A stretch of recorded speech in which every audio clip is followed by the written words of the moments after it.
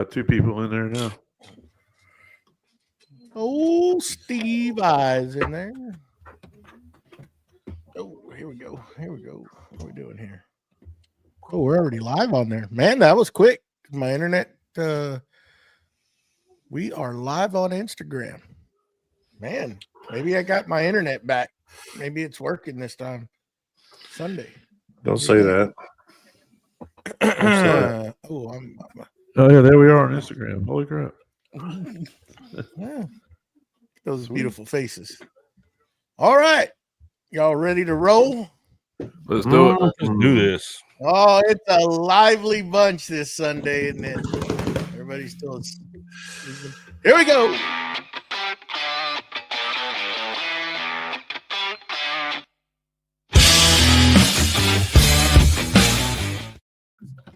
Welcome to Creative Makers Podcast, episode 93. I'm Joey with Steel Blade Woodworks. I'm joined by my host, Matt with Wackey Works, BJ with Byroms Custom Woodworks, Mustachio with the Wooden Mustache, and today we have a special guest, Mr.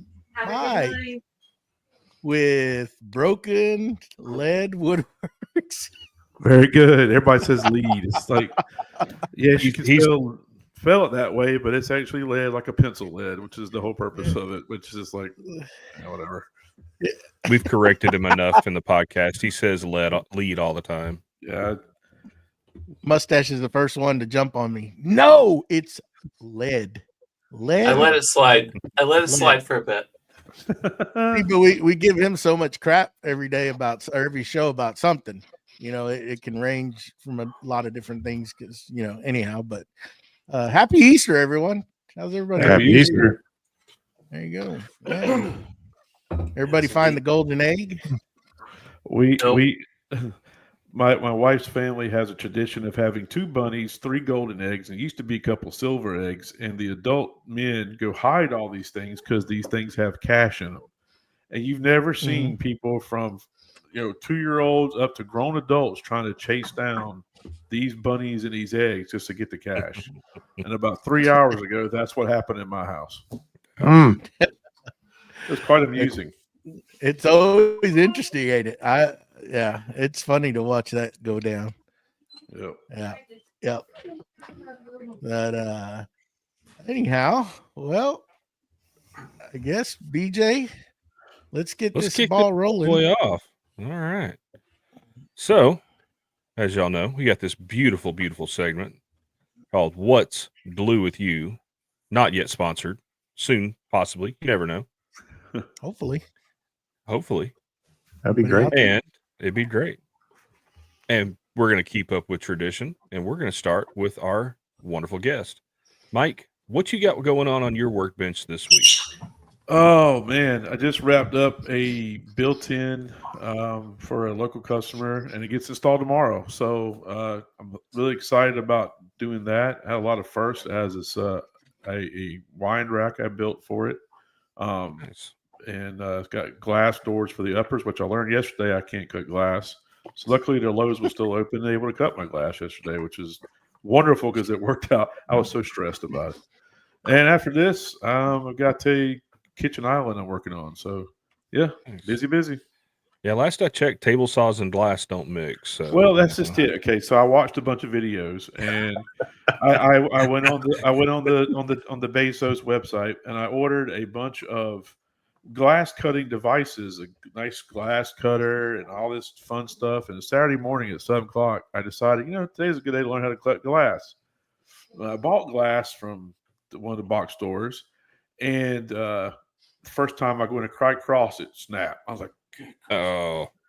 So I had a whole new piece still in the package. I'm like, nope, I'm gonna at least get 50% out of this. So I took the other one back.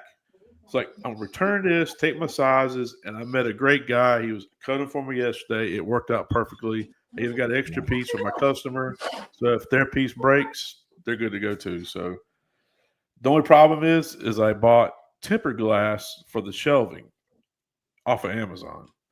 And I was going to cut it too. And I was watching videos how to cut tempered glass. Well, this glass cutter I bought, it ain't cutting it. Not for, yeah. And so I was like, well, he's getting wooden shelves. So I painted up a bunch of wooden shelves yesterday. He's getting some wooden shelves, which is fine because my quote didn't specify glass shelves, and he was fine with either one. So it's all going to work out. Nice. Yeah, so that's what I got going on. How about y'all? Very nice. Well, let's move on over to the man, the myth, the face of the podcast, and we're going to start this off right. Everybody's got the same question. What's in the box?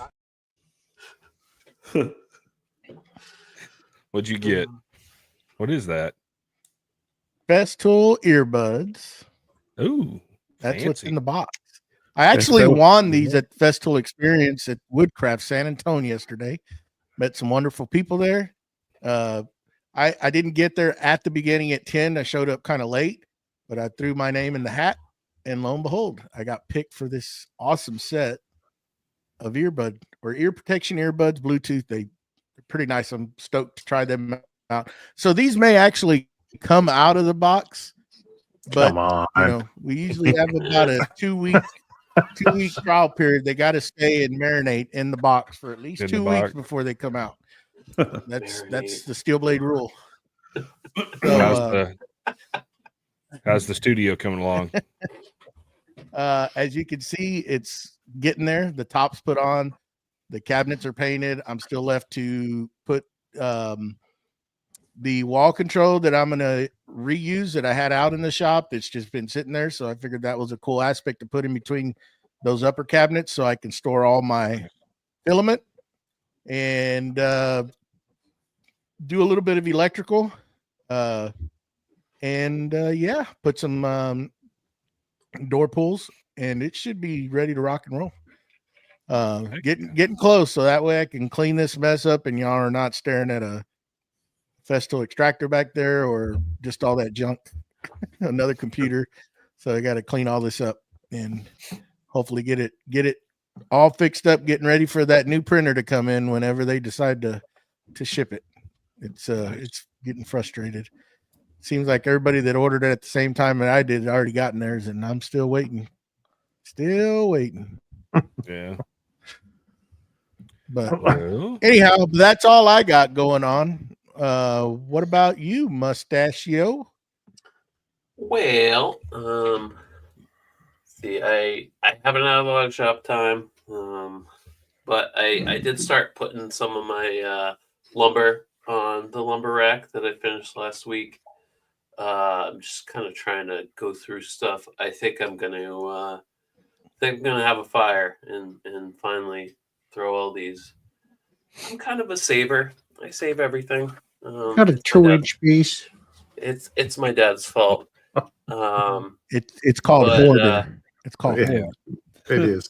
It is. But yeah, Throw it away. I got that, and I did buy the Festool ETS EC 150.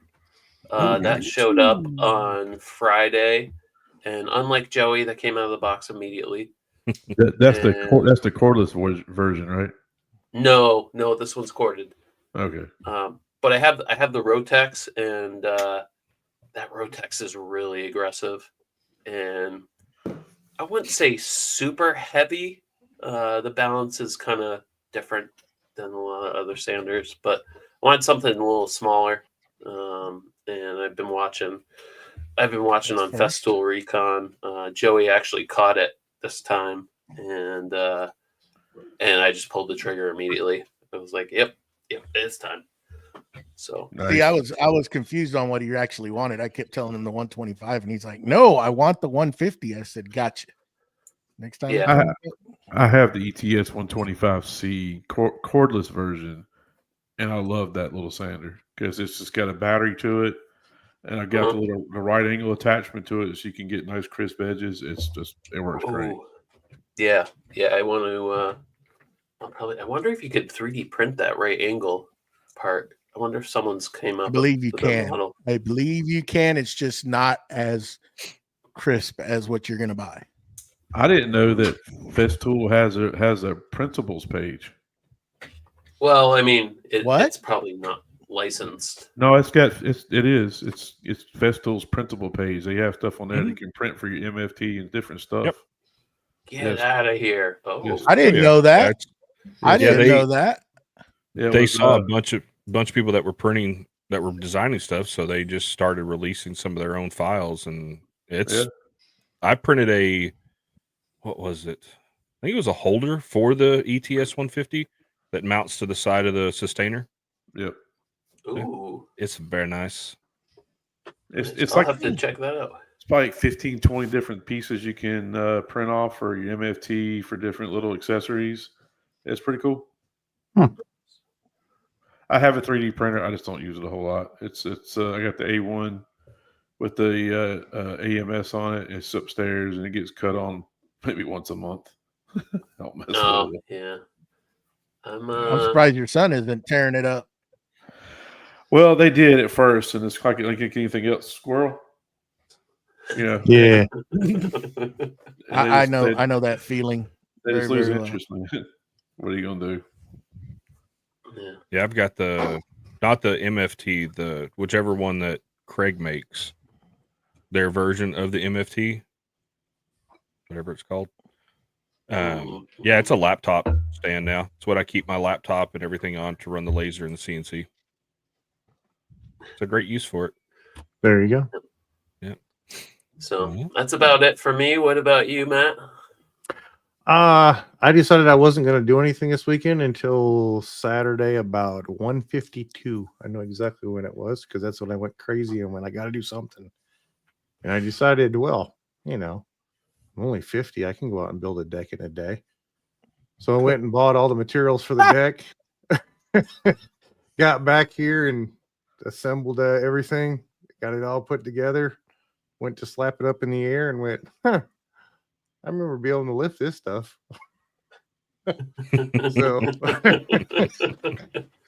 So had my wife help me out, and we're all, got things lifted up here, there, and everywhere, but I got it all bolted together. Framing was done yesterday. Got up this morning early and got all the decking on and stairs together. So the deck completed in a weekend instead of a day. So Nice. was able to complete it all. Well, thank you for the golf clap there, man. I Golf appreciate clap. that. Round of applause. Round of applause. But I got all that stuff down, and now it's going to be what's going to attach to that is a ramp that goes from the front of the house all the way to the back of the house. So I'm going to do that out of some glue lambs. Seen some pressure treated glue lambs that they got at the box store, and I said, well, those look nice. I bet I could lift those. So I'll be picking those up. Those 24 footers. Jesus. Yeah, I might get those delivered just for the sake of driving down the road. I think I would. 26 miles to get here. So Just do some jousting. okay, well, if you put a tag on the back, it's good enough, right? Just get their rent a truck and put those little red flags on the back. Let those their little 3 let their- foot bed rent a truck. let their liability insurance deal with it. Yeah. Speaking of that, Matt, did I send you the video about that I saw the other day about putting the red flag on oversized loads? I don't think so. Oh, I'll have to send it to y'all. I saw this one the other day, and it was the dump bed for a like a mining dump truck. You know how big those things are. I mean, they're massive. Mm-hmm. And the driver's like, oh yeah, I better make sure I put these flags on every corner of this dump bed, just so everybody understands I'm carrying a wide load. And he backs out to where you can see the entire bed in the frame. Mm-hmm. And it's like the flag is that small. It's like, yeah, I think a big giant yellow, dump bed, and it's like this little bitty tiny. So it's like flag. a 777 is in there. The 777 is 77 yards of material that it holds at one time, and it it's not articulating. It's just a straight dump, and then it's I think the tires that are 28 foot in diameter. Yeah, Yeah, it's insane. it's crazy. That's great. Yeah, but that's what I got done there. I thought I was going to get some shop time to clean up, but we had family come over, so we had family, so we cooked some food, did some stuff, and they're leaving right now. So Nice. I got a fridge full of leftovers, so I might have a late night snack before I go to bed tonight. That's what I'm talking about. Anytime there's something in the fridge, it's a late night snack, isn't it? Yeah. Yeah. What's glue with you, BJ? What's glue with me? Well, it's been a week. And I just saw my wife is watching. She left a comment. So had a loss in the family that wife's been dealing with. It's funerals next week. But shop wise, not a whole lot. Work's been kind of crazy, and then volleyball practice after work, after school and everything. But yeah, same thing. Easter today, family came over, and my wife she wanted a dash cam for her car. And so she ordered one. I got that installed today. I was amazed for $70, the quality of this dash cam. I mean, the video is absolutely phenomenal. So got that done. And Does that link to like an app on your phone? yeah, that's the part where as we're setting it up, we realized that's why it's so cheap, because it was constantly giving us errors trying to connect to it. So it's one of those, like, if we need to just pull the SD card out and rip the file off the SD card. But go ahead. Does it continuously record over itself? Yeah. So it's got a 64 gig card, but yeah, it'll constantly record over. And my truck has one built in from the factory, and it does the same thing. But it's one of those things, like, just with everything going on, and we live, near Dallas, so people are always doing stupid stuff. And it's just like, for $70, it's cheap insurance. Yep. And it's got a rear camera too, but I'm a little OCD because I used to do car audio stuff back in the day. I don't like doing dirty installs where it's just cables run places. Right. And so I need to get in there and pull. Oh, she said it was $60, whatever. Anyways, I need to go pull all the side panels on the interior out so I can run the cable to the rear camera. And by the time I got the front part installed with pulling everything out, I was just dog tired. But she understands. She's cool with it. But yeah, cool thing. I got a guy coming over tomorrow to finally run networking to my shop. So I might be able to start streaming the podcast from the shop. Oh, that'd be so nice. So we'll see. Maybe do some more live stuff out there, just because service isn't great out there right now. But yeah, and still trucking away on the 7-foot walnut desktop. So I should have the glue in from Boss Dog tomorrow or Monday, because I ordered the walnut, the brown glue. Yeah. Yeah, just so it looks good when it's glued up. And get the dominoes cut this week and glued up, and that's about it. I don't really have a lot going on. So yeah. Well, it's a lot more than I do. For real. Oh, wait, hold on. So, and Matt and I were talking about this the other day.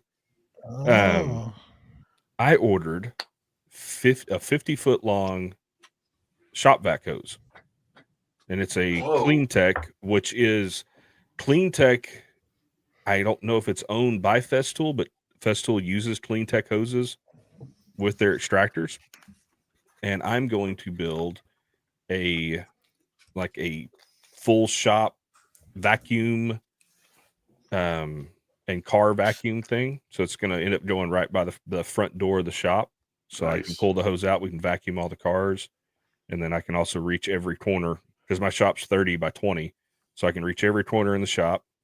And I'm going to set it up to where it works with the Dust Deputy from Oneida. And so everything will just kind of sit there stationary. And then Yeah, there's something else I did with dust collection this week, but it's not.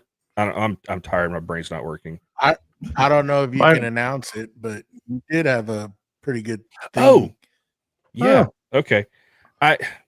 It's not official. I'm supposed to talk to. We're supposed to have the final talk this week as far as everything's going on. But when we had Jason Bentz on 2 weeks ago, Yeah. we were talking about the difference between PVC sewer piping for dust collection versus the snap together all metal piping. And if everything goes right, I'm going to be replacing 1-for-1 my dust collection with all metal snap together piping. And so we can see the difference, see an official difference between 4-inch PVC to 4-inch metal piping. That's all clean stuff. Then I think that if you're going to do that and you're going to do a comparison for that, then you need a true comparison, and you need to run hard pipe all the way to your dust collector instead of a flex hose to a hard pipe. So the I'm saying- engineer that I was talking to, because I sent him a video of my existing setup so they could see it firsthand, and his comment was pretty much, dude, why is there flex hose in between there? He goes, do you know how much you're losing? And I'm like, yeah, it's I know, but just the way it's set up, it's not great. And you know, the fittings and the elbows and everything for that flex or that PVC pipe is so freaking expensive. And he thinks he's got everything to where we can do it. I'm going to have to start the run a little bit further back to do more of a gradual angle up to be able to do it.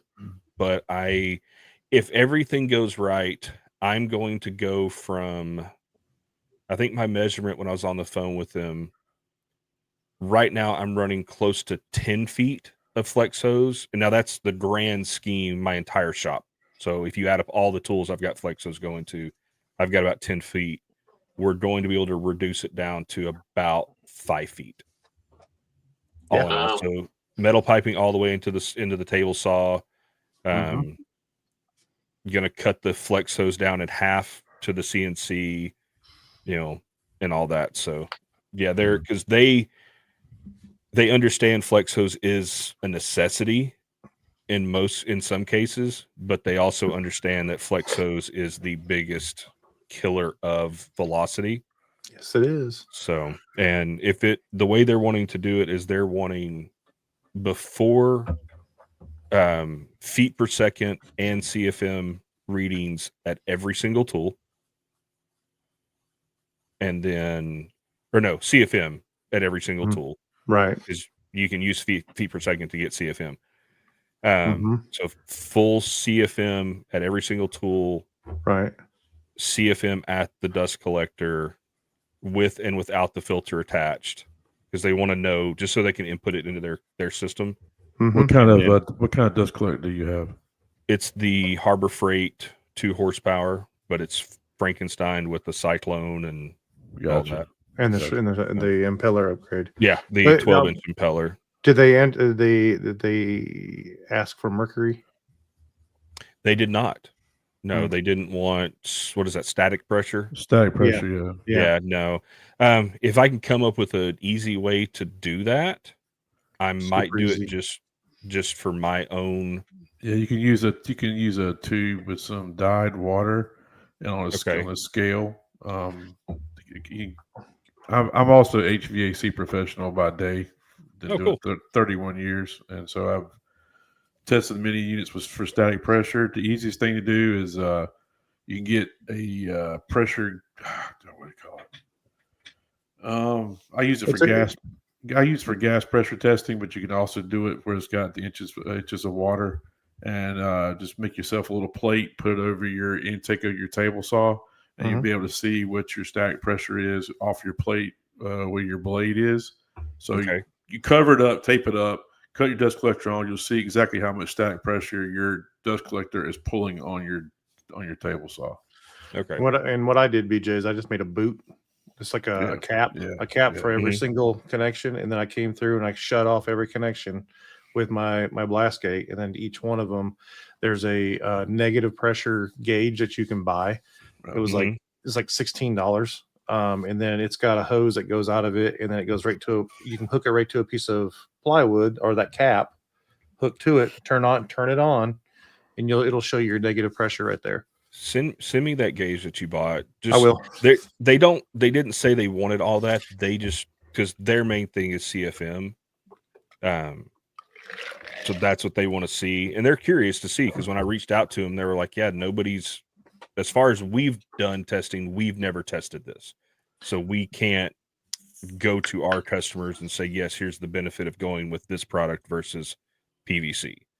I've got the Harvey G700, and I've got the green PVC, runs around. It goes to a floor sweep, and it breaks off and goes to the bandsaw and then the chop saw. Then I have a flex hose that can reach over and go to my table saw and my router table and my little island. And in a perfect world, I want to go hard pipe too, but also want to throw in the grit automation on top of that. So therefore, I can just be completely like hands free, cut it on, and it just goes to work. And I'll just sit there and go change gates and change hoses and all that nonsense. This company does offer an automated gate system, but I figured I was pressing my luck trying to ask for that after getting the piping. What is funny is I was saying blast gate, but in their world, what we consider a blast gate is completely different than what they consider. Because their blast gate is something that is legitimately blast proof. It's to stop, static, or gaseous explosions. Right. So he's like, yeah, is this what you mean? And he shows me this big, 16 gauge welded, plate thing. I'm like, no, that's way overkill. We're talking sawdust here. So one of the things that you'll see is the difference is, and I started doing the comparison because somebody reached out to me from another company that I use their dust separator, and I have another dust separator that I use, and I wanted to compare the two because he started talking about static pressure, and what I found, which was super interesting, is that the static pressure on your my Harbor Freight compared to I have my Clearview that I have. The two were pretty similar. Really? Where it became different was the shop vac. The shop vac static pressure was so much higher than either one of those, because it's the velocity and the actual motor's ability to stay that hard pressure, and that's what's carrying everything through that line. And that's what I found the difference. Low RPM on a dust collector versus high RPM on a shop vac. Yes, it's totally different. Yeah. Yeah, if you could get that kind of RPM on a dust collector motor, the strength of the pike would have to be absolutely astronomical to be able to handle that kind of static pressure. We even get that static pressure where you want it. Your pipe would have to be almost cut in half from either 4 inch down to 2 inch or even inch and a half to be able to get that kind of suck power you're looking for. And you're not going to get that when you go from a 6 inch to a 4 inch to a 2. It's not going to get it there. No, it's not. And that was one thing I asked him about too, is bumping up to 6 inch if they think it would make that much of a difference. And the question that was asked was, well, do any of your tools have 6 inch ports? I was like, nope, everything is 4 inch. And they said in their testing, no, it's not worth it. Nope. With the supposed CFM rating of the dust collector that I've got, he said I wouldn't see a big enough change to make it worthwhile to go to 6 inch over 4 inch.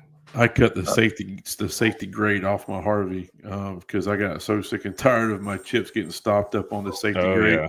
I just took it and just broke it out. It's just pointless. So now I don't have to worry about it stopping up, especially when I was running the planer. Oh my goodness, the planer was stopping up in a heartbeat. Yeah. So I just took it out, whatever.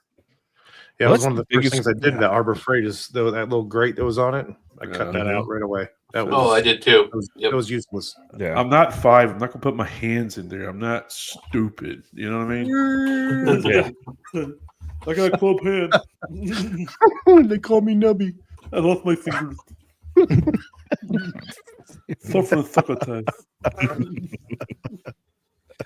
But yeah, we're I should have an update come Tuesday, Wednesday when their sales guy or marketing whatever guy gets back from the holiday. He took a 4-day weekend, for Easter. So I will keep y'all updated. Sounds good. Matt, you want to come to Texas and help me install a dust collection system again? Hey, or we can do a dual comparison. I'm okay with that too. I already got all my statistical data, and I'm running 6-inch all the way across, and then all my drops are 4-inch. Yeah. And I think in Mike, you just correct me if I'm wrong, but I think the reason is the 6-inch has got more volume but less velocity. Right. And then your 4-inch is where your velocity is coming in. Is that correct? Right. Well, if you think about, if you switch it up and go to like your heat and air system, and you got your supply air comes out at 14-inch, and that's usually a certain amount of run. It really depends on your house and your takeoffs. You don't want to run a 14-inch piece of duct all the way across your house and then try to take off 7-inch. You're not getting static pressure at all. So the bigger the hole, the less the static. So you have to shrink it, continue to shrink that thing down to build your static up, so your furthest run is getting the exact amount of static pressure as your closest run, so they're all balanced out equally. So it's the same thing with a vacuum or a dust collector. The bigger the intake is, you bring your drops down smaller. Yes, your velocity is going to be probably equal no matter how far the tool is from the actual dust collector. It should be pretty much equal. Interesting. Yeah. See, I'm learning. I mean, dust collection. I mean, my first dust collector was a freaking Chinese Cyclone sitting on top of a 5-gallon drum hooked up to a shop vac. That I actually hard plumbed 2-inch PVC pipe. Right. And I'm not slowly learning process. And I'm definitely not a scholar of static pressure or velocity for that matter. But when I used to dabble in painting cars back in the day, when I used to have a show truck and I painted my own truck, I had to learn how to use a HVLC sprayer with an air compressor. So I was like, well, okay, what says it needs to operate at 14 to 17 PSI? Yes, but if I use an 1/8-inch hose compared to a 1/4-inch hose, it's not going to be the same velocity because the way that the air is coming through the pipe. So that's when I learned, like the Fuji sprayers, it's a 3/4-inch pipe because they're trying to keep that velocity up because they want to keep that air moving at a constant rate. So yeah, it can be finicky, but I just keep it just as simple as I possibly can. I mean, if for instance, the air conditioner in my shop, when I installed it originally, I have a 10-inch piece of supply run coming in, and then that's it. And I had 8 inches coming taken off from it with no duct work. Well, I had no air moving out of nothing because there was no static pressure. But as soon as I reduced that pipe down enough, I started building that static because the fan curve wants to see that static pressure. Typically, 1.5 inches of static is what your normal house runs at. 1.25 inches, 1.5 inches static typically. You start getting into the 3-4 inches, you're blowing your ductwork apart, and you're going to sound like a wind tunnel inside your house. So it just really depends on, like you said, 6-inch to 4-inch is perfect. I mean, I bet your system is probably very, very balanced, Matt. And it's probably awesome. It works out pretty well. Yeah, about 1,700 CFMs. It sucks to dust, and I'm good with it. I don't. So I did. There was one thing I forgot. I did get. Mr. Bully over there made me buy it, so I had to.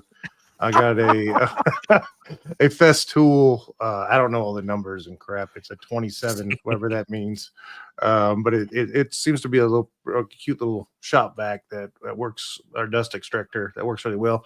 Only thing I've used it for so far is my Clearview bag was completely full because I saw everything going up inside the thing. So I emptied that out and then I sucked the bag to it so it was sucked tight. And that's the only thing I've used it for so far. But it seems to be some pretty good pressure on it.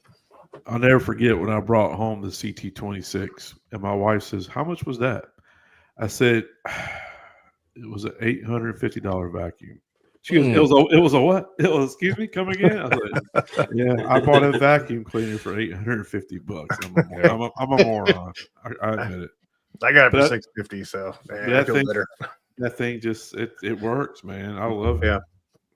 Yeah, and I didn't even want to get going on it until I'm in the shop because I know that everything I've bought from Festool so far, it just works. Yeah. It really does. It seems to be a really good product. It's just, do you want to spend money on that particular thing? And I wanted to spend money on that because I have an idea, and I'm going to play with it, and we'll go from there. Well, Sed says it best. He says, once you figure out the system, then you understand the brand and you understand the tools. They all work together in unison. Yeah. Everything has a purpose. And once I figured that out, I'm like, I cry. Yes, it's expensive, but you know what? It will last me in generation. I'll be able to pass it down to my kids if I want to. And it holds its value. My Domino, my DF500 is now worth more than what I paid for it 3 years ago. Oh yeah. So I mean, so it holds its value. Now, if I can get somebody to buy my Shaper Origin, that'd be fantastic because I don't use it. Well, I'm looking for one. Scott, I think Scott was. Yeah. I've had it. Scott Redleg is probably going to hit you. I've had it since October. I bought it for one job and one job alone, and it has set in the box except for a little small onesie little things I've done with it. Wait a minute. Are you trying to be like Joey? You trying to be like Joey? Just put stuff in boxes and just well, I was at a con, and I got very influenced by a lot of people, and so when I got home, I was like, "Yeah, I'm gonna buy Origin," even though I already have a Winfinity, and the Winfinity could have done this job, but it would have been a little bit more difficult to set up because it was a 10-foot desk that was inlaid. It will be epoxy inlaid, so I used this Origin for that, and it's a good tool. Don't get me wrong, I love the Shaper Origin. I just needed it needs to make me money. If it's not making me money, I don't need it. Yeah. That's the wrong attitude there, Mike. I have the workstation, I have the plate, I have the mortising guide, I have wall control for it. I mean, the whole 9 yards. I bought it all. There you go, Scott. Scott's looking for one. We thought you were selling it, but we weren't sure. So I know he's out there in the chat. So there you go. And I've gone back and forth about even selling it, but for right now, it's still sitting in the shop. I haven't took it out in months. There you go. So I want to know what is the deal with your hold name? on. Okay. Jeez, Mr. jumping the gun. Can't even follow the story like he's falling asleep down there. Jeez almighty. What on, Oh my God. All right. I would like to give a big thank you to our Patreons out there. We have Keith Drennan from Blackthorn Concepts, Scott Shirk from Willow Creek Lumber, and Don Patterson from What's Next Woodworking. We thank you for your support. If you would like to join our League of Shadows, we'll be the League of Shadows. League of Extraordinary Gentlemen. Yeah, that one too. Go on to our Facebook, Instagram, or Patreon page, or Facebook, Instagram, YouTube. That's the one. And you'll see our link for our Patreon. Just hop on over there and give us all your money, some of your money, a little of your money. You choose. All of it. So all of it. Yeah. So with that said, back to Joey. And we are having our first after show, and I did email out the link for that. So no holds barred, anything goes. Yes. It ought to be very interesting in there today. But Mike, I want to know about your handle there. How did you come up with that? And it's the most mispronounced handle. I've even done it. I've gotten corrected, but I finally did it right today. So only 25% of us have said it wrong. Okay, gotcha. Go ahead. So it Whatever, was dude. 6 years ago, I think. I don't know. We had I had just built my shop, and I wanted to share the building of my shop, and so I got on Instagram. I was like, "Well, everybody's got a handle. Everybody's got a name." And Maker Mike was taken. Mike the Maker was taking all this other stuff. Like I don't know, I want to do something different. I kept on well, I break my pencil lead quite a bit here in the shop because I got giant hands and I'm always breaking pencil lead. I was like, broken lead. That sounds good. Yeah, let's go with that. Yeah, that sounds good. Broken Lead Woodworks. That got a little ring to it. Different. The branding would be pretty different. And so I paid somebody $5 or $20 to come up with a logo. And it was, I don't have it anymore here because my logo's changed, but it was like, that'll work. And it didn't work because it made no sense because you didn't have no saw blade. You didn't really see a broken pencil. So then I got up with another brand and we rebranded it again. But Broken Lead itself is basically broken pencil lead. That's about the gist of it. Truthfully. I mean, it works, right?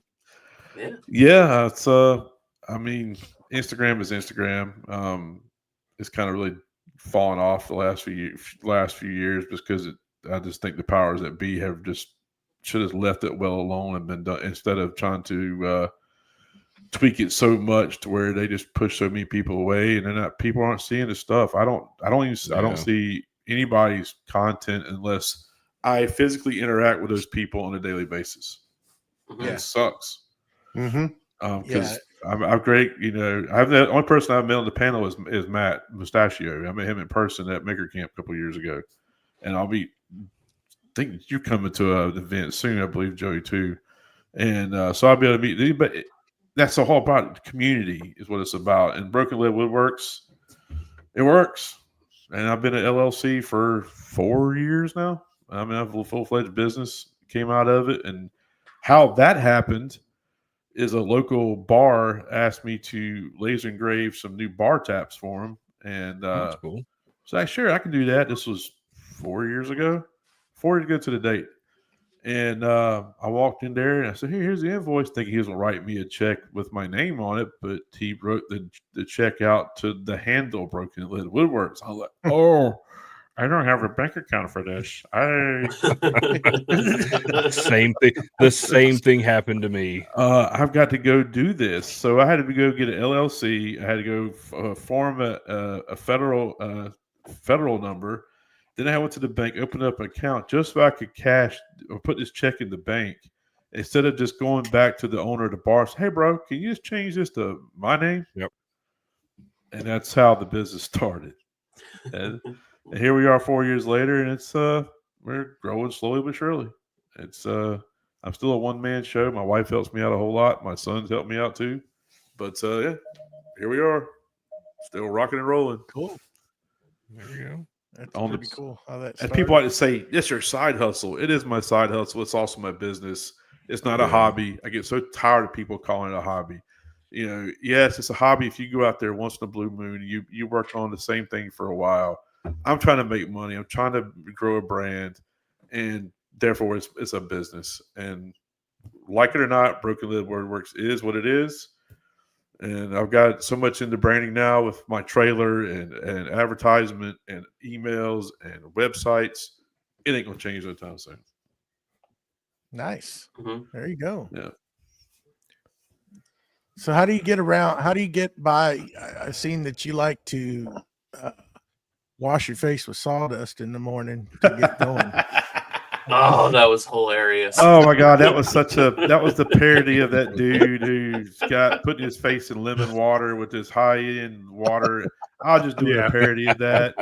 It was one of those. I woke up one morning, I was like, you know what, I'm gonna do this.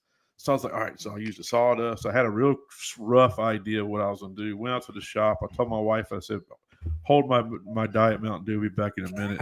And I went out there and I went out there and just I did a few different takes of it. And I was like, yeah, the rubbing of sawdust, that'd be funny. And then the with the book in the hand, just trying to just parody this dude who's got like 15 million followers now off of just showing how he gets dressed in the morning. I was like, this is how I do it. I don't do it that way every day, actually. I ate sawdust for about 4 or 5 hours. It was kind of nasty, truthfully. Luckily, I don't use any pressure-treated lumber. It's all natural, so it wasn't like it was going to kill me. Yeah. Well, that would have been horrible. Terrifying. Yep. But, with the Woodworks is that I did a spot for an underwear company a year and a half ago out in the shop. Oh, God. Huh? And, yeah, for a trading company. I won't say their full name, but it was a trading company. They sent me some underwear to influence with. Mm-hmm. And so, yeah, my wife was like, you're not putting yourself in underwear on for camera. I was like, oh no, nobody wants to see me in my underwear. Trust me, not happening. So I had my wife would probably hold the camera. She's like, I got you. My wife was in the house. She didn't come out there when I was doing this, but I was trying to be kind of tactical about it. So I had a little camera trickery. Looked like I put them on. In reality, I didn't even put them on. And they're great. I mean, I love them. I mean, I didn't hear nothing else from the brand. I guess they got what they wanted. Yeah. We regret this decision. Yeah. He needs not to be much money to put his clothes back on. He needs not to be butt naked no more. So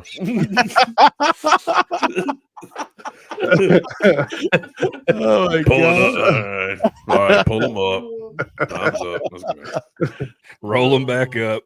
Put them back up. There you go. Yeah. The stupid things we do for a like or a follow. Yeah, no kidding. I haven't bid on it because I mean I'm glad I'm not the only one that gets hit up by these companies, because I think last week I got the skinny jean people. They finally, I guess, just got the hint, that wasn't going to work. But I still keep getting. It's now it's cologne, and it's jewelry, and it's shirts. Yeah, I get jewelry and makeup. Yep. Yeah, and makeup. Yes, makeup. I get makeup. Makeup's hot and heavy. Would you like to try some of our foundation? Oh no, not really. Yeah. I love it would really bring out your eyes. I love the collab invites on like TikTok and stuff, and it's like, and they'll send you a legit message. It's like, hey, we love your content. We think you'd be a great fit for our product. It's like the last thing anybody needs to see me in is in a pair of freaking, thong panties or something. I mean, might be more for my wife, but no, it's like, hey, what about this awesome? Who was it? Drew said he got an invite from a breast pump company. What? Yeah, I want to see that happen. I'm like, and that's what I'm sitting around. Oh, I'd have paid to see that. That would have been hilarious. Hey, hi, you. This is so and so brand. We think you would look really good in our I don't know, thigh high boots and our blazers. Please give us a call or email us. We love your work. It's fantastic. You do great work with wood. You work well with wood. You work well with wood. All right, I gotta shut up. Save it for the after show. I'm looking at a naked 9-year-old at the moment who will not get in the. There he goes. She's in the bathtub now. Fantastic. Oh. We can't blur your camera. Just give us a heads up. Well, no, I had to take my wife's desk is right behind me, so I had to take her calendar off the wall because I don't want the whole world to know what she's got up to this month. So I had to come off the wall. Oh, one of those. Don't lie. You just wanted to take it off because it was the sexy firefighter calendar, wasn't it?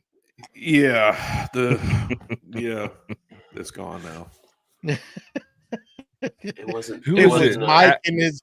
It was Mike in his underwear. Come on, that's right. Exactly. She did a 12-month post. It's like the Paul Jackman calendar. Yeah, the Paul Jackman. Behave. Holding his shaper. He was holding his shaper. Just his shaper. Shaper in his underwear. Work that Winfinity. Work it. Where's that dust collection go? Things that make you go blue. Play with my master, baby. Anyways, let's move it on. Oh boy! All right, how about them Dodgers? They won the World Series, eh? Yeah, there you go. They score a lot of field goals or Yeah. something. Uh-huh. Oh, goals. Speaking of Anywho, tell me about your Onefinity. Do you I like have yours? I have or- the OG Onefinity. I ordered it. I have had it now for I got it the March of COVID. So whatever. Oh wow. I got it like it was released in September. We ordered it Thanksgiving. It was here in March. I have not had any problems with it ever. I have updated the firmware maybe 3 times, and I love it because I go out there and it just works. I got the old school Makita router. I would love to upgrade the spindle. I would love to upgrade the other stuff, but man, it just goes out there. I can go and go, I'm a little off. So I can go right back to the computer, make an adjustment on the G code, and go right back to it. And I will say, I was running what was the software? I run Vetric now, and I love Vetric. Vetric is like night and day from the other stuff I used to use. Just because Vetric is just so intuitive. It's just and the scissor tool on Vetric is fantastic. No more having to do this and that to try to get with the line. Just go cut it out. Boom, you're done. So but as for Onefinity, I've never had a problem with it. Nice. Ever. Nice. I got the Foreman. I upgraded to the Foreman. I sold my Journeyman, and with the spindle, I sold it, bought a new spindle, and got the Foreman. And then they came out with the Redline series afterwards. Right. But I love it. It just works. Now it did. I got the newest software. The I don't have the because you have the Masso, right? Yes. And that took me a minute. It really did. It was like I went from step-by-step instructions to here. Yeah. There's this. And I went, I call it the thingamabobber. I don't know what y'all call it. It's just a Doomaflachi to me. But they got like technical names for everything and terms. And so I had to learn. Right. And so that was it was probably about a 6-8 month process of me. I did upgrade when I got my Onefinity. I didn't get the tiny little screen. I ran the HDMI cable at the wall and have a 25-inch TV on the wall, so I can actually see the screen. And I have a wireless keyboard with a wireless mouse pad attached to it, so I can just sit there and do all the things I need to do off of that instead of having to mess around with small little mouses and stuff. So it's just work. I mean, I would love to upgrade it. I would really love to upgrade to a 4x8 machine, a big boy machine, either a Phantom or Laguna or something else. Maybe I will soon. It looks like my business is more turning towards built-ins and cabinetry, which is honestly where the money's at. If you want to make money, furniture is great and it's fine if you want to be that. And I love doing all, but I'm trying to make money and grow a business, and cabinetry and built-ins and stuff like that is where it's at right now. Yeah. And you were hot and heavy, weren't you? You were hot and heavy on a Phantom U and then took a trip up there. Well, I mean, Phantom's office is an hour and a half. Phantom's warehouse like an hour and a half from here. So, and I know several of the guys who worked. I've known one of the guys worked there for years, and we've talked and chatted. And I had some things working out, but it just didn't work out. And honestly, I'm kind of glad it didn't at the moment because I just wasn't ready for it. I feel like I'm getting closer and closer to being ready for something like that. Hopefully, there you go. Maybe I'll be able to leave HVAC altogether, and maybe this year we'll see. Now, you thinking 4x8, 5x10? What are you thinking? Yeah, probably 4x8. I definitely want an ATC though. Having to change bits constantly can be kind of a time suck. So I think having an ATC would be nice. Nothing crazy. And I hear so many. Go ahead. If I give my 2 cents worth, I would just say, consider 5 foot wide machine. Yeah. Just for the space. Yeah. Well, and if you're going to cut, they're like down here, you get some Baltic birch sheets, and they're coming 5x5s. So in a 4x8, you're losing the foot. You're losing it. So that's one thing that I even told Matt, even on my Avid, if I'd go back and do it again, definitely 5 foot wide machine. Mm. You know, Mm. that would be something to consider. So, Well, I've got the that's my space. 2 I've got cents. my shop is 1,200 square foot, so I've got the space for a big machine. So it's a possibility. Well, just not right this second. I'm Yeah. just too. We just. I don't want to say the way the economy is right now, but it's just kind of in a very conservative state at the moment with a lot of things and kind of seeing where things go. Mhm. And I just bought a brand new truck in November, so that's another reason I'm kind of like this away a little bit. Yeah. I feel you on that. I love my truck. Don't get me wrong. I needed a 2,500 to pull that trailer of mine, so I love my truck. It is what it is. Nice. Yeah. So tell us about you underwent a big, massive project in your house. Oh yeah. How So we was built it? our house. We built our house in 2017, and I of course did all the HVAC and for the first floor, and we had all intentions of finishing her upstairs, and we refinanced our house right after COVID or just to see. I don't even say the word. Anyway, we refinanced our house, and we were able to take a little bit of the equity we had and put it towards the upstairs, and so I basically GC'd it. And I drew the chicken scratch drawing for the county so I could go pull my permits. Because if you can pull your own permits for your homeowner, you don't have to have a license or anything if you don't own the whole house. Mhm. Yep. So they took my chicken scratch and was like, "Yeah, here you go, permit approved." I was like, "Really? Okay, cool." And so I hired a guy to come in and excuse me, there was no subfloor. The electrical was ran on top of the floor joist and not into the floor joist, so I had to reroute the electrical that was already here. My wife decided to add can lights for the downstairs. So I was like, well, now's a good time for this. So I went ahead and put the can lights in. And then I had 48 sheets of tongue and groove subfloor delivered by the big box store. And a friend of ours came over on Saturday, and I thought the only window upstairs was a double hung, and it was a single hung. So guess what we had to do? We had to lug up 48 sheets of plywood up the stairs and put it upstairs. So that's what I did for the first probably a month was after working on weekends up there sweating to death trying to lay this subfloor.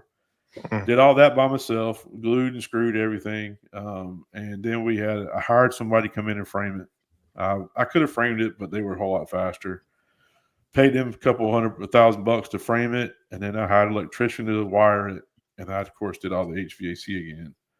I helped the electrician out. We had people come in and do the sheetrock, which was a joke. I've never seen sheetrock hung as bad as these people hung the sheetrock. It took them a week to hang 70 sheets of sheetrock. Good Whoa. What? Yes, 4 people 1 week to hang 70 sheets of sheetrock. 4 people? Oh my God. You got the wrong people. Woo. Yeah, we did. Luckily, we had Picasso. The finisher was this little Hispanic dude, older Hispanic dude who just had open heart surgery. And that dude stayed here for 12 days, 12 hours a day. And he made that upstairs look like amazing work. And sadly, the contractor who I hired to do the framing also hired him to do the finish work, and he didn't pay him. So, yeah, he stiffed him. So I gave him some little bit of money just to kind of, because I felt bad, even though it wasn't my place, and I had the cash in my hand that day. So here, but here, and he's going to go ahead and pay you. No, give it to him. He'll give it to me. Okay, here you go. Here's your money. And yeah, he got screwed. Anywho, so I bought an X5. I painted it. I did all the trim work. I made the doors. We had somebody lay the carpet. I did the newel post. Never done newel post or the railings ever. Never done that before. Did that. The step up. I did all that. But yeah, it was a great experience. I'll never do it again, but it was a great experience. It was awesome. You talk about GC doing that to his workers. I had a guy do that here at the house, and like you, Mike, it wasn't my place, but I knew them all, you know, but I knew his workers very, very well. And I was probably an a-hole for doing this, but he wasn't paying them. And they were talking to me saying, hey, we haven't gotten any money. So when I paid that general contractor here, I paid him right in front of them workers. And I said, and I told him, I said, you better pay these guys. Right. And we had a little bit of words because we all kind of knew each other, but I told him, you better pay them before you leave my property, because I gave it to him in cash. Right. And they cornered him at the truck. And boy, he sent me a text message that evening. I mean, he wrote a book, you know, kind of cussing me out for doing that to him. And I was like, that ain't right that you're treating those people like that, because that reflects on me. They're working in my house. Right. Right. Well, I referred this dude. He does amazing work. So my buddy of mine built a little outhouse, and I referred him to him, and so he got that work. And then I actually talked to him yesterday morning, because my mother-in-law next door is doing some work at her house, and she needs some sheetrock hung finished and so on and so forth. He went over there and was like, "Yeah, $1,500," and I'm just trying to get him more work that I know he'll get paid. So I'm trying to do right, because I felt bad. Yeah. He busted his butt upstairs. You never saw him. He never had. He's clean, took care of everything, perfect. And so I'm just trying to give back to him the best way I know I can by giving him some more work. So it all worked out. We got my final, and we don't go upstairs at all. It looked beautiful. I want to just tell you, it looked beautiful from all here. right. So I'll tell you a story, and hopefully my wife doesn't hear this. So there's a giant TV, 72-inch Sony Bravia TV upstairs, right? We bought it from Best Buy. I'll never forget. It was 2 years ago we went and bought it, probably about the same time. My wife we're going to go shop for TVs. You saw the you know how the display model. You see little people walking on the street. I can see them walking on the street. Mm-hmm. And I looked at the dude. I said, "You got one of these TVs?" "Yeah, we'll get that one. $2,000 TV," and we don't watch it. I was up there last night watching it because I was watching the documentary Oklahoma City bombing on Netflix. I was watching that last night, which is, I mean, it's a great TV, but we just don't go upstairs. We just hang out down here. Got a giant couch up there, a basketball goal, pool table, all that. We just hang out down here. It's the stairs. I'm telling you. As you get older, the stairs are like, it ain't really worth it going up there. Yeah. Yeah, well, the 3D printer, we have a little craft room. The room over the garage, we turn that into a craft room. So all my wife's stuff's up there, and the 3D printer's up there, which is probably the reason why I don't use it, because I have to go up there and physically cut it on. Mm-hmm. But if I had it down here, if I had more room for it down here, I'd probably have it down here. But I mean, it is what it is. Yeah, sounds it's the stairs. Like you need to make a space in the shop. Sounds like you need. Well, the shop, the shop is conditioned, but I don't run it 24/7. So the only time I run the air conditioner or the heat is when I'm actually in there. So I'd be afraid to fill them. It would get brittle, if not too dry or even too wet. And I've never had a problem with the filament. So but I think out there I would. Yeah, you would. Mm-hmm. Yeah, and not being climate control. And we've got 2 lasers out there, and we've got a laser upstairs, and they're all like, I have an Algo laser, a We Create laser, and an X-Tool laser. And we use the We Create laser out of all of them more than anything. Oh, really? Yeah, the Algo's okay, but the We Create just, it works, and I like it. It works great. I wish the bed was bigger, but other than that, I like it. Trying to get Thunder or Aeon or One Laser or somebody to send me one of these big CO2 ones everybody's got, but nobody wants. I don't have that kind of pull on well, YouTube. Don't worry, I don't either. Don't worry, I don't either. I can tell you, Eon doesn't send anybody a free laser. Well, let me rephrase that. They sent one person a free laser. Anybody named BJ? Yeah. Well, no. Let's just say his initials are JD. But yeah, no. And then Thunder, they stopped because they gave a bunch of them out. Yeah, and it hurt them. Yeah, and to be honest, I think that's I believe even Harvey, I believe, is slowing down a lot of the stuff they were doing too. And I actually won my dust collector at the get together we had last year. So Oh, nice. I didn't buy that or was given to me. I actually won that. So At Any- where? Where did you win that? at the con. I thought you dude, won a router table. Well, I did, but I already had it. So when I got up with Harvey, they were like, "Dude, you've already got this. Something else you want?" I was like, "Yeah, the G700 would be great." Oh, Since you asked, Yes, I've already got the router Well, table, but a G700 would be fantastic. Well, hopefully my luck will pull through up there at the con this year. And I'll walk out with something, you know. Yeah, I don't know. dude. It's you'll probably walk out with more than just one thing, multiple things probably. well, fine. And I'm not talking just cheap coasters and T-shirts. I mean, I'm the legit. You know, besides that, what I'm looking forward to is actually getting to meet all y'all. You know, That's the best part, really man. That's you the know what I best mean? part. I got to talk to Jason and Ronnie at Texas Woodworking Festival this year for like a few minutes, and then it's just, of course, you know, they're known, they know a lot of people, and it's just bombarded. It's just so hectic in that place. yeah. Yep. So it'll be cool to be up there and meet a bunch of y'all that we had. You know, Granted, this past year it was a Friday and we left on Sunday, so you only had a couple nights hanging out. I think this year it's an extra night, which will be good because you get to hang out with a lot of people. And actually, it's a limited number. I honestly think it's going to even be better. But anyway, can't wait. yeah, Nice. it'll be fun. So speaking about Harvey, how do you like that table saw that you got? Well, I like it.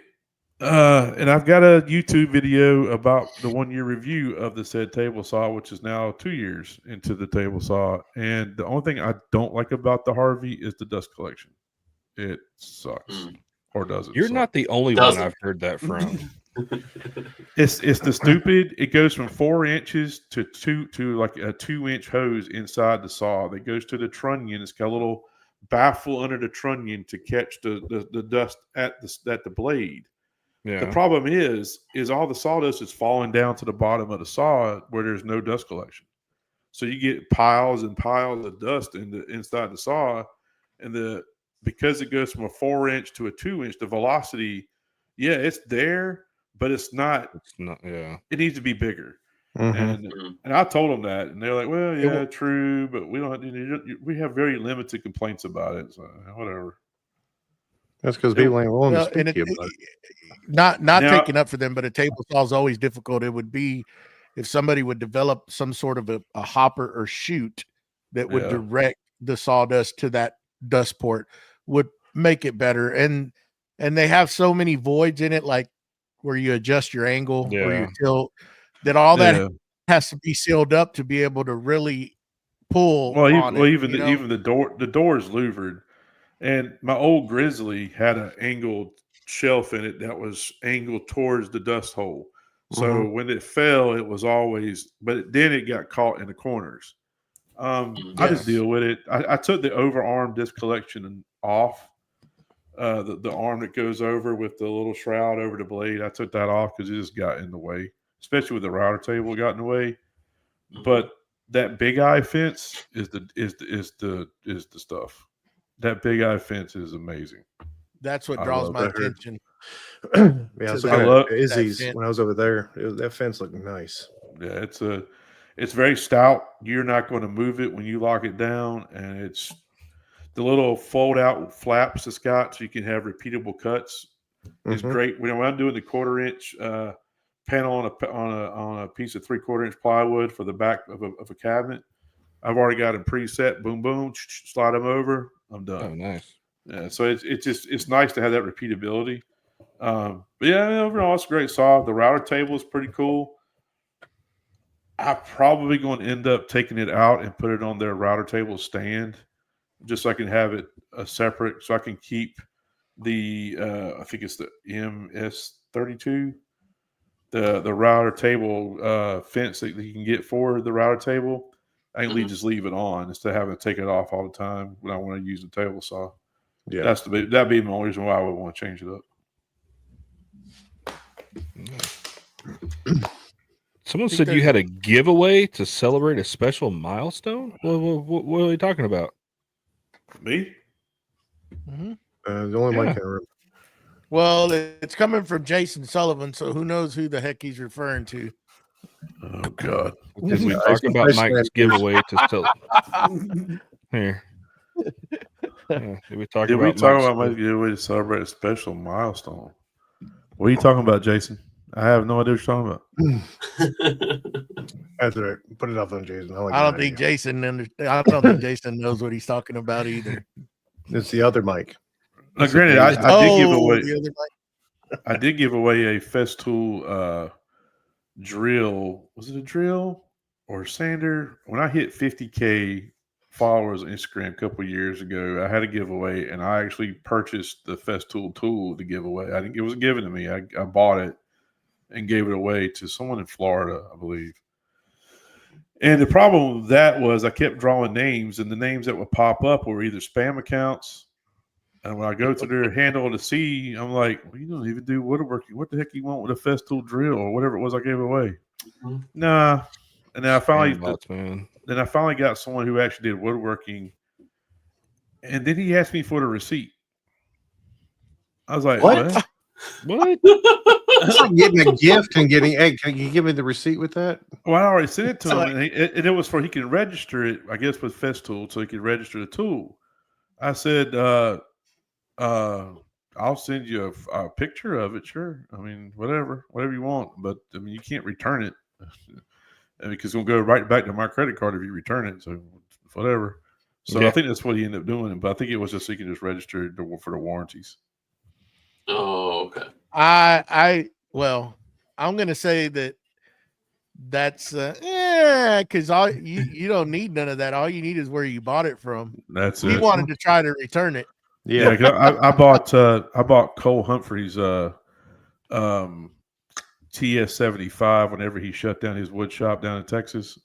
He was like selling everything out of his shop, so I bought his TS75, and it still had a little bit of a warranty to it. So I just transferred from his name to my name. I didn't have to have a receipt, so I don't know what he was really talking about. Well, But, they yeah, usually want what they require is you put a receipt in there, like take a picture of the receipt to prove that you bought it. So maybe I better back up from that statement and say, Yeah. they do want you to send a picture. You're supposed to attach when you register your Festool item, you put the serial number, all that stuff. They want you to send a picture of the receipt so they can, it has to have that on there. But I've had some where, like, especially if you get something from US Tool and Fastener, it's not like an actual receipt. It's just an invoice kind of showing what's in the box, and I have used that, but like a legitimate receipt, like if I go to Woodcraft or something that I did, I'll usually send that. So that's probably what he was. I better not be. Yeah, it could be. It could be a way for Festool to track where the sales are at. Who's selling what where type of thing. You know what I mean? I don't know. Yeah. You never know. Mhm. Hard to say. Yeah. Who knows? I don't know. Weird. Try to have Some people though. Sometimes I wouldn't put it past. Yeah. I try to have some faith in people, and it's give it until they screw me over. Yeah, and I Prove me stopped. wrong. I stopped doing giveaways. I think that was the last one. I was like, this is just too much darn work and it's too much of a hassle. Yeah. And so I decided to go to my Facebook page and locally do giveaways locally for my local customers, the people who are actually going to give me cash money to do work for them instead of people I don't know who these people are. They're just random draw. And if the brands want to do giveaways, like I turned down a Starbond giveaway last month. I just don't have time for it. So I told Starbond here's someone else. They probably have more time than I have to do it. So ask them, because I didn't have time to deal with it. Yeah. I didn't nothing against Starbond. I love the product. I just didn't have time to help them out with a giveaway. Hell, had to do all I got a package when we got in. There was a package sitting at the door, and I was like, I didn't order anything. My wife was already giving me that look, like, "What did you order?" right, I didn't order nothing. right. I haven't ordered anything. And I opened the package, and then I saw that it was some materials that a company had reached out to me, and I told them, sure, probably about a couple of months ago, I guess. Right. When I opened it, I was like, oh, dang, I forgot all about this. And it just showed up at the doorstep. Yeah. I didn't spend no money on this, honey. It's a deal that I got to do. Well, I Sure think did. you're going to find that a lot of the brands, especially smaller brands, going forward, are going to be doing a lot of reaching out to social media accounts, to influencers, to really try to push their products even more. Just because advertising on TV and radio is just a thing of the past, and no one's doing it. Yeah. Yeah. Yep. Yeah. This is, I mean, I could see it at the point where as much advertisement that they're going to get from hitting people like us, you know, especially if it's a good product and you Right. continue to use it in your videos and stuff. I mean, and it's Right. cheap, you know, Right. unless you come back and start going back to, like, you know, monetary support of like some sort, like, yeah, I'll do it for you, but it's going to cost this much. And that's kind of a hard thing to do nowadays, because there's so many influencers out there that'll just take it for free. Yeah, I'll send you this if you just, Yeah. you know, Yeah. if you Well, give me X amount of videos. as for content, I haven't really filmed anything in my shop in months. I didn't film any of the build that I'm going to install tomorrow. I didn't film any of it because if the people who I want to try to what I want to see it aren't going to see it, then why bother doing it? You know what I mean? And Yeah. everybody's seen the cabinet being built.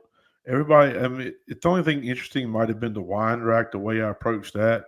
But other than that, I mean, it was a Rubio monocoated ash countertop with glass doors. I mean, it's nothing going to blow your socks away.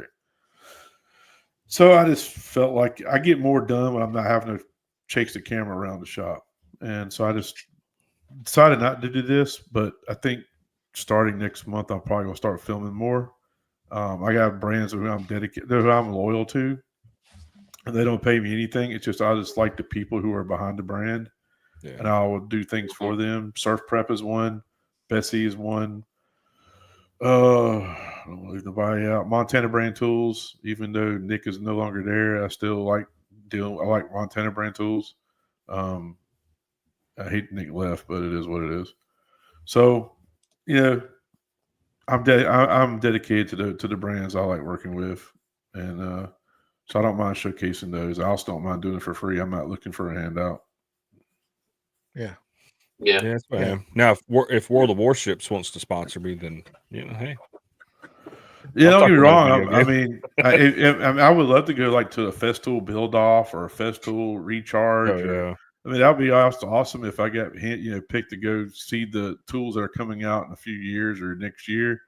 I had to sign a non-disclosure type of agreement. That'd be fantastic. But it will happen, maybe. I mean, I'm wearing a 100 hat that I paid for. That nobody gives to me. There you go. Okay, I don't even have There that you go. hat. Yeah, one of those. Oh, one of those. Hey, I got a free. Did I tell you I got a free one this weekend? You got a free No. hat? With your earbuds. With your earbuds, right? With my earbuds. He gave me a Festool 100. Free hat, Damn. stickers. See, y'all slackers need to get out there and go to those things, and y'all could get some of that stuff. Yeah. Oh, that'd be a little drive for me.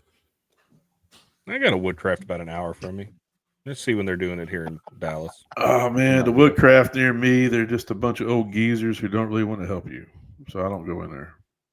Really, this It's one nice having a I wood love trip. the one in San Antonio. The one in San Antonio is freaking awesome, man. Oh, that one's those guys are- awesome. You walk those- in there and they think they're just all Norm Abram and you're just a peon. You don't know crap about wood and they just don't want to deal with you.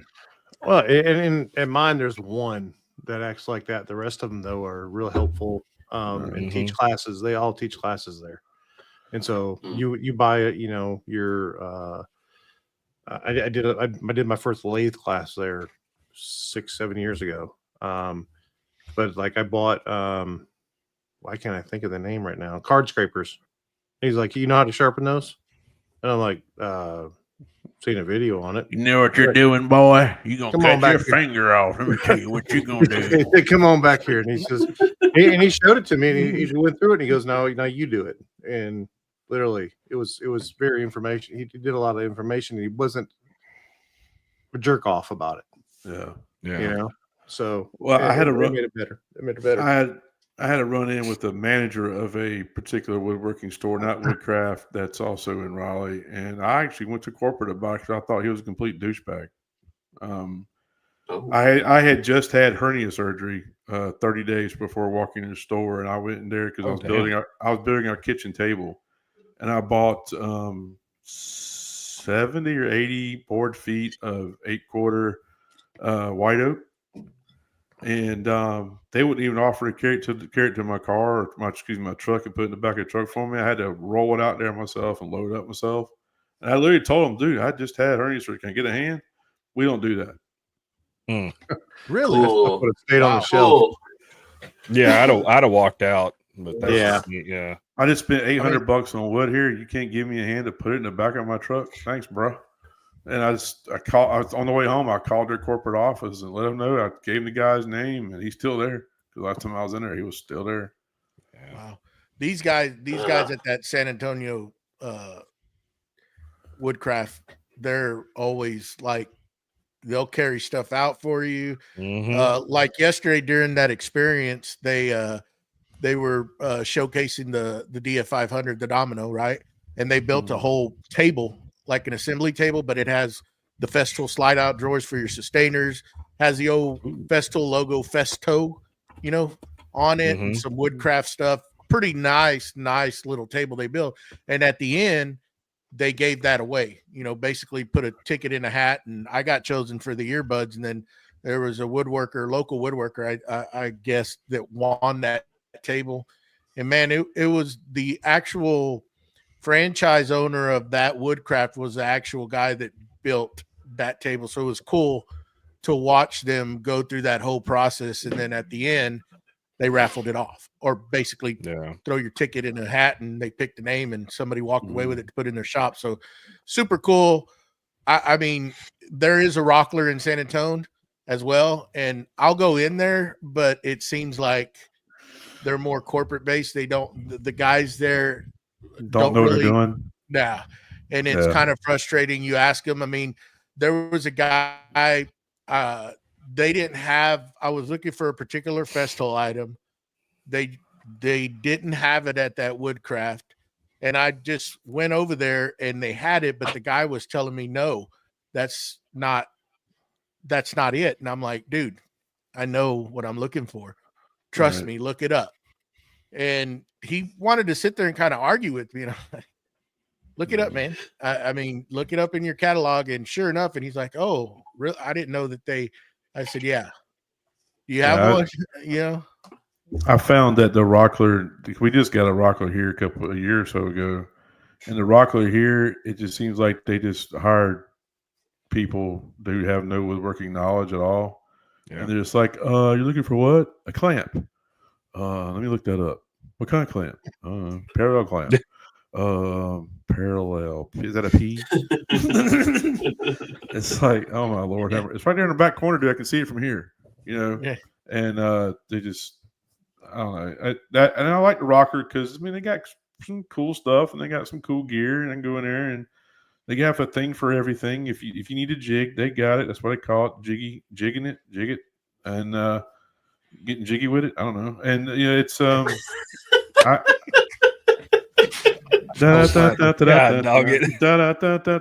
jiggy with it. So I don't know. It's for the younger generation. Yeah. I guess that'd be older generation, because I just turned 51 last week, so I get it. I don't know. I did find we have a local place called, and I'm gonna shout them out, called Oak City Customs, not far from me, and you can go in there and hand pick your lumber, and it's great prices. It's all S3S, I believe, or S2S. So, which is great for me because I do have a joiner, but it's a Craftsman 110. I call it the Battleship because it weighs a metric ton, I believe, and it's got 3 straight blades on it, which I've restored the whole joiner. But it sucks at jointing anything. You might be able to joint balsa wood if you're lucky. And so I don't use it. I don't use it. I much rather take 2 pieces of wood, put a piece of wood across both of them, and then run through the table saw. I just get a curve cut right down the middle of both pieces, and ta-da, joint that way. But yeah. So Oak City Customs, go in there, and they've got everything: CNC, they've got belt sanding, and it's all. And they're also another woodworking shop, but they're not my competitors, or I'm not theirs because they're way bigger than I am. So, Well, we got a question in the chat here. Mike is making stuff. I came to woodworking and making because of my years of steel. The question's on the second one. The second one's a question. There's the. I'm doing both parts. Give me a second. There's the second part. How in the world do you stop burnout? Burnout. It's a challenge for me. I had to take an admin job. Keep myself. When we figure that out, we'll let you know. Oh man, $1,000,000 question there. I was in corporate world about a year ago and doing HVAC for a worldwide company, and it burnt me out. For sure. I was driving an hour one way to a job, an hour home. I get home after 12-hour days, and I did not want to go in the shop. And I was trying to run a business too and trying to manage a business while I was working for someone else. And so it kind of fell off, and I was like, I'm tired of this. So I went back to where I spent 12 years, and now I'm more closer to home. I'm home usually at 3 o'clock every day, 3:30, and I'm able to get out in the shop and do things, spend time with my family, which is more important than anything.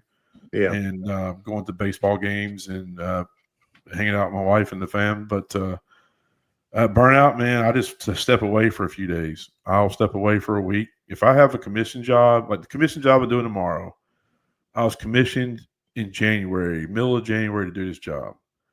And I had a few other things I was tidying up. So I really didn't start his job till probably February. And I should have been done with it before then. But I experienced a little bit of burnout during that time frame. So I took some time off. I was like, you know what? I'm just going to take a week. I'm not going to go to the shop and work on this project. I'm not going to worry about any of it.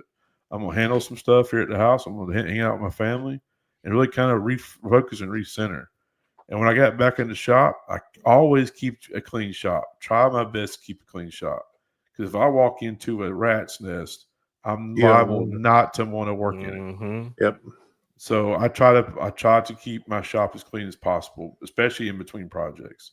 So get back out there and just do it. I mean, you just have to do one thing, accomplish one thing. You have a task. If you just want to make a picture frame start to finish, complete it. And that hopefully will get you back into the groove after you've been burnt out. But you got to find something that will give you some sort of sense of accomplishment, no matter what that is. Quick wins. I'll say quick wins.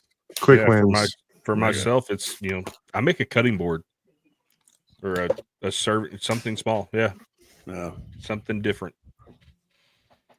I've experienced it quite a bit, and I agree with you, Mike. Best thing to do is step away for a little bit, get refocused, and then come back in. And usually, I don't do stuff. The stuff that I do sell is 3D printed items, so I don't really make. I used to a long time ago. We did sell stuff that we would make and sell it locally, but getting away from it, coming back in and maybe making something like you said, or BJ said, something that's quick, get yourself back into the groove of it, and then start tackling that big project that you got burnt out on. And usually helps out. And I usually keep a checklist, not necessarily a journal, but I keep a checklist. I usually go through a checklist about once or twice a week, kind of see what I need to accomplish that week, and try to write things off like that way. but yeah, I mean, just quick wins is where it's at, and no matter what the job is having a quick win. Even like tomorrow's install, I've already been run through my head, my step by step by step, everything I'm gonna do from when I get there. First thing I'm gonna do, I'm gonna this, and this. The way my trailer's packed is packed where everything should be pulled off in order. So it's going because I'm doing it by myself. I have no help, so I have to make sure I am a well-oiled machine tomorrow. Because if I screw up, that's just going to screw up the whole line all the way down. Mm-hmm. Yep. But I also got to remind myself to take my time. I got all day tomorrow to do this, Yep. and I even got if I don't get finished tomorrow, I just always the next day. It's not a big deal.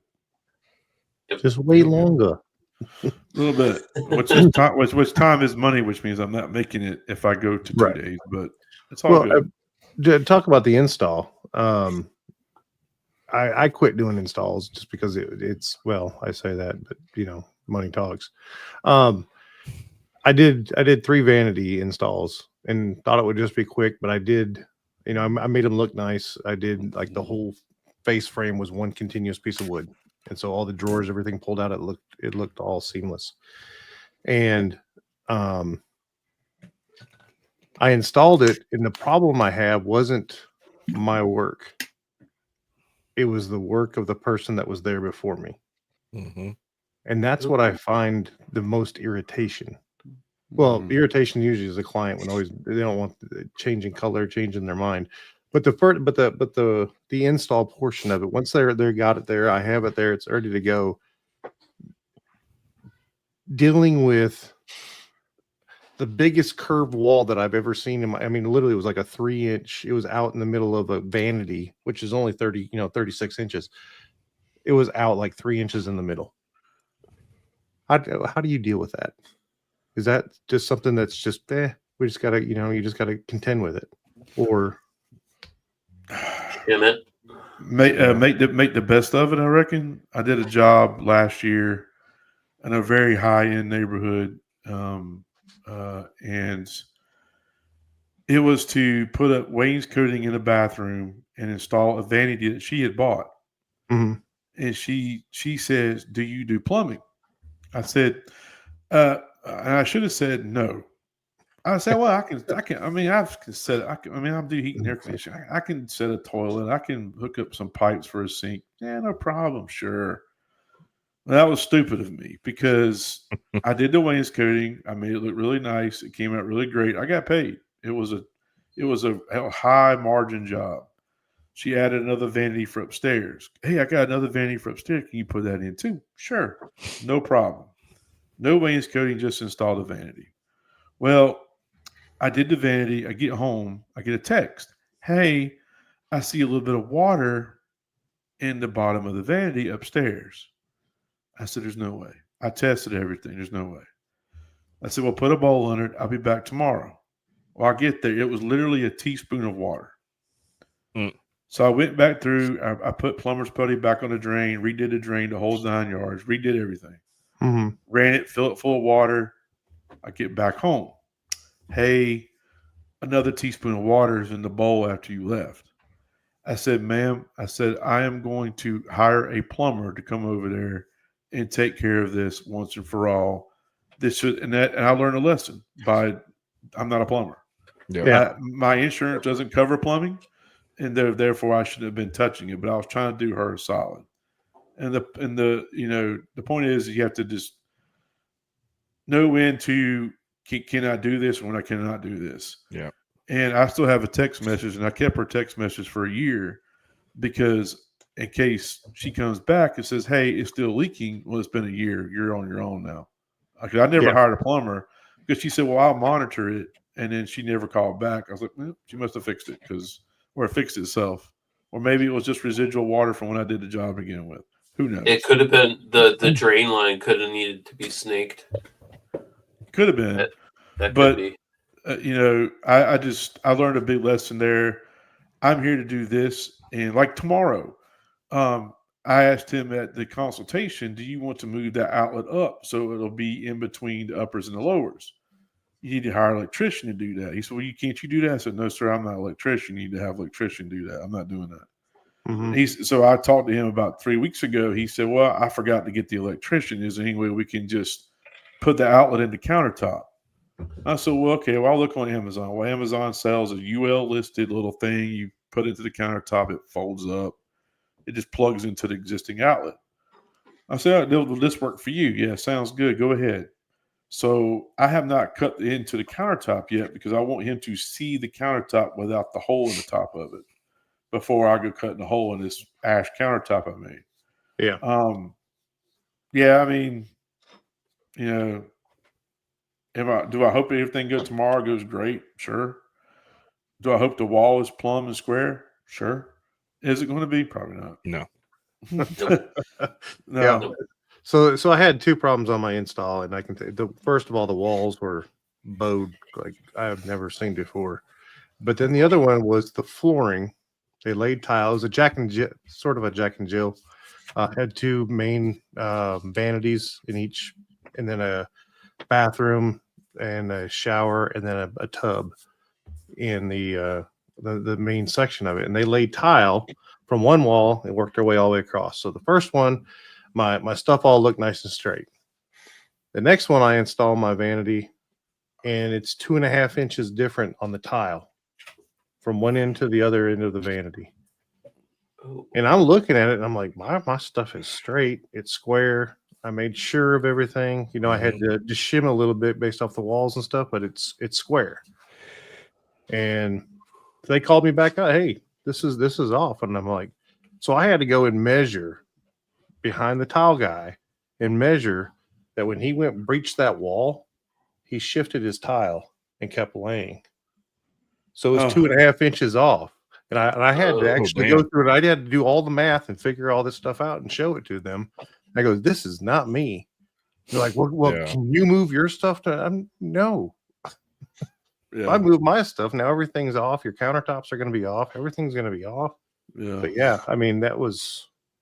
That to me, that's frustrating. It's frustrating because I know I did a good job, and part of me wants to just. I like doing the commission work, but part of me is like, I just don't want to deal with the headache too. You know what I mean? I mean, I know I'm a businessman trying to make money, but also at the same token, it's like content creation is so much easier because if I screw up, it's on me, and it's going to be mine anyway. Yeah. Who cares? If I screw up on this thing tomorrow, I got to eat some of it. If not all of it, and it's a possibility. Yeah, I wish the YouTube was, had 100,000 subscribers making, some good money every month. I wouldn't have to worry about commission work. But unfortunately, it is what it is. Sorry, I had to put eye drops in my eyes. I had LASIK eye surgery 2 weeks ago, so you're good. I have to keep them moist. Sure, it's for LASIK. It's okay. Moist. Well, boys, what do you think we wrap this up and head on over to that after show? Sounds good to me. Let's do it. Appreciate y'all having me on. Yeah, thank you, Mike, taking the time out and joining us. Everybody out in the chat, we appreciate it. Remember, we're 7 episodes away from that 100 century mark.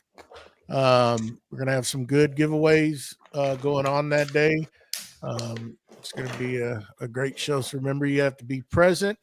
It's gonna be a live giveaway. Please remember to head on over to patreon.com/Creative Makers Podcast. And if you feel you'd like to support the podcast, we'd greatly appreciate it. And remember to head on over to Spotify or iTunes, really iTunes, and I want 10 stars, 10. 10. Leave us a review, please. That helps us out. Remember, if you would please hit the like button on this YouTube video, and once the show ends, if you would come back and leave a comment, and if you would like to if you would like for us to talk about some sort of topic or whatever, you can email us at creativemakerspodcast@gmail.com, or got a question, make sure you contact BJ at Byroms Custom Woodworks, and he will answer everything for you. And